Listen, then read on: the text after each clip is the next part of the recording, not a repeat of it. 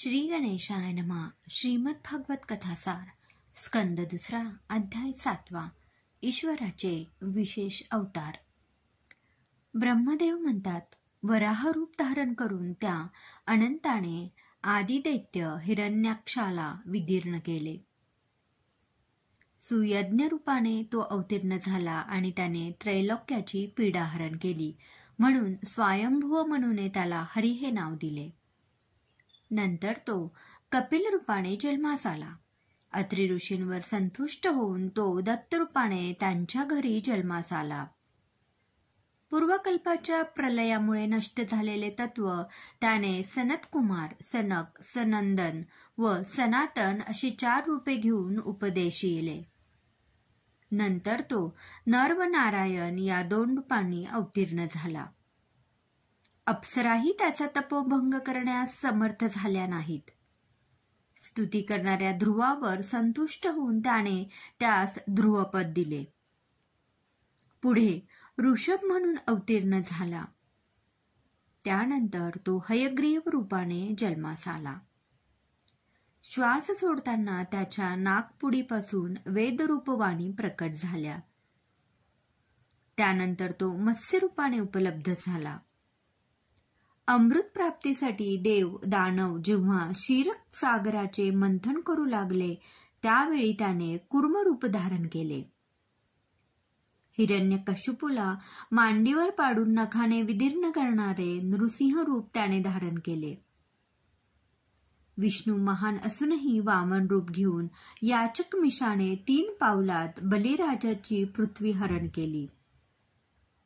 हे नारदा, तुझ्या अत्युत्कट भक्तीमुळे संतुष्ट झालेल्या भगवानाने आत्मतत्वबोधक व ज्ञानसाधनभूत जे भागवत महापुराण त्यासह उत्कृष्ट रीतीने भक्तियोग कथन केला.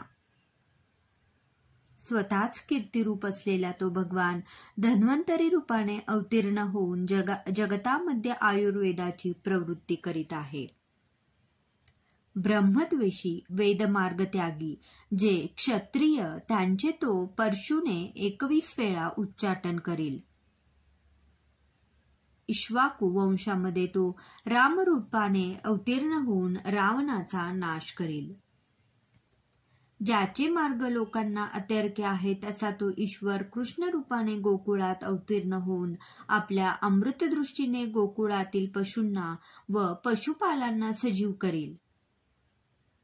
अनेक लीला दाखवून लोकांचे क्लेश हरण करील. तो सत्यवतीच्या ठिकाणी व्यास रूपाने अवतीर्ण होऊन वेदवृक्षाच्या शाखा वेगवेगळ्या करून मतिमंदांसाठी सुगम करेल. बुद्ध रूपाने तो पुष्कळच पाखंड धर्म कथन करेल. सज्जनांच्याही गृहामध्ये जेव्हा हरिकथांचा अभाव दिसेल, त्यावेळी युगांतकाळी तो कल्की रूपाने कलीचे शासन करील.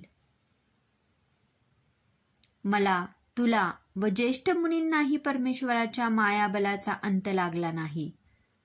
सहस्रमुख शोषही ह्याचे गुण गाता गाता थकला. ज्यांच्या ठिकाणी देहात्मबुद्धी नष्ट झालेली आहे व ज्यांनी निष्कपटपणे सर्वस्वी हरिचरणाचेच अवलंबन केले आहे, तेच त्यांच्या कृपेने दुस्तर माया तरून जातात. मी परमात्म्याची योगमाया जाणीत आहे व तुझ्यासह अनेक महात्म्यांनाही ती विदित आहे. स्त्रिया, हून व शबरही ती देवमाया जाणून तिच्यातून तरतात. त्या भगवान परमात्म्याच्या स्वरूपाला ब्रह्म म्हणतात. ते आत्मतत्व नित्य सुखस्वरूप, शोकरहित, सर्वदा शांत, भयरहित, भेदशून्य, ज्ञानैकरस, शुद्ध, विषेंद्रिय योगरहित, वाणीला अगोचर आणि चतुर्विध क्रिया फलरहित आहे. बा नारदा, तो हा विश्वपालक भगवान मी तुला संक्षिप्तः कथन केला आहे. त्या हरीविषयी लोकांच्या ठिकाणी भक्ती उत्पन्न होईल असा उद्देश धरून तू त्याचे वर्णन कर. ईश्वराच्या माया विभूतींचे श्रद्धेने श्रवण करणाऱ्या पुरुषाचे चित्त मायेने मोहित होत नाही. द्वितीय स्कंदातील 7वा अध्याय समाप्त झाला. ओम नमो भगवते वासुदेवाय. जय श्री कृष्णाय नमः.